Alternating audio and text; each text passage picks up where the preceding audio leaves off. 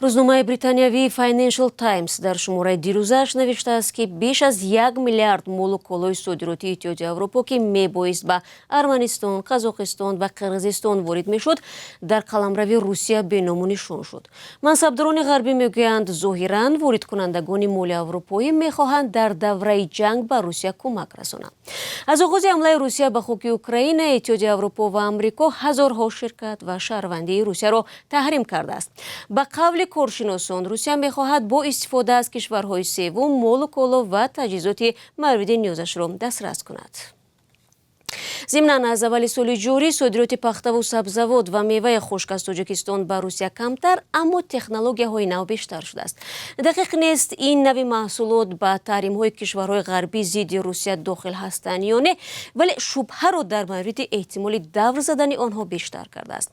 در این باره بعضی امور و پاسخ مقامات تاجیکستان را به دست آوردیم و شرح آن را از همکار ما کیومرث عطا می‌پرسیم. سلام کیومرث، خب چی اطلاعی نو داریم؟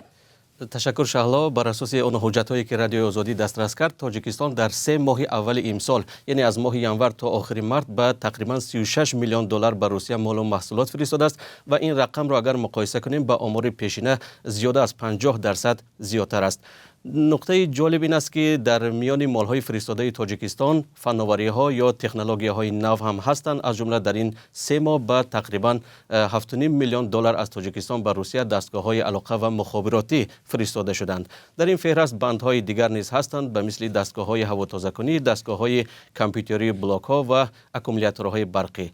اینچنین در ترکیب مالهای صادراتی از تاجیکستان به روسیه دیود، ترانزیستور، میکروسخم، همچنین ناقل‌ها و دیگر دستگاه‌های برقی نامبر شدند. زیاد شدن صادرات فناوری‌ها از تاجیکستان در پس منظر تحریم‌های اقتصادی کشورهای غربی و منع صادرات بعضی از نوع‌های مال به روسیه صورت می‌گیرند و از این رو شغله این همه دادگرفت‌ها مایه تشویش کشورهای غربی شدند.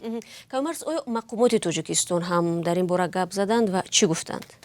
مقامات تاجیکستان در 1 سال اخیر همونطور که خودتان هم میدونید کوشش کردند که درباره برخورد روسیه با غرب، از جمله درباره تحریم ها زیاد صحبت نکنند و با وجود این رادیوی آزادی از وزارت های رشد اقتصاد و مالیه، کارهای خارجی و خدمات گمرک پرسید که آیا تاجیکستان تحریم های اتحادیه اروپا و آمریکا را به ضد روسیه رعایت میکند یا که نمیکند. مسئولان خدمات گمرک تاجیکستان در نامه جواب دادند که تا به امروز از جانب اتحادیه اروپا و ایالات متحده آمریکا گویا برای رعایت تحریم ها رسما یگان درخواست نگرفتند. این در حالی است که وزارت کارهای خارجه تاجیکستان در نامه دیگر و در پاسخ به درخواست رادیوی آزادی نوشته است که مسئله تحریم را با نمایندگان اتحاد اروپا و آمریکا صحبت کردند. البته جزئیات این صحبت ها به ما معلوم نیست و در عین زمان خدمات گمرک تاجیکستان اعتراف کرده است که سال گذشته، یعنی سال 2022، ری اکسپورت یا که بازصادرات بعضی از محصولات را به روسیه بیشتر کرد. اینها مال‌هایی هستند که به قول خود مسئولان خدمات گمرک از آلمان و کره جنوبی، ژاپن، پولشا، آمریکا و شویتزاری به تاجیکستان آورده شدند.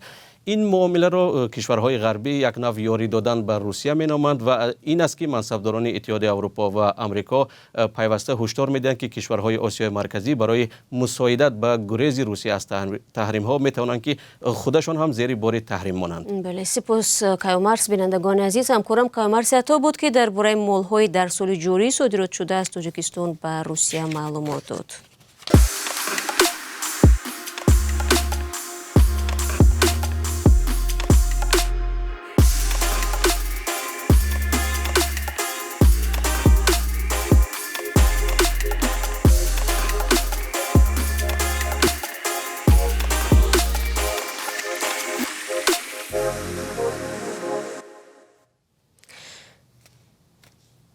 و در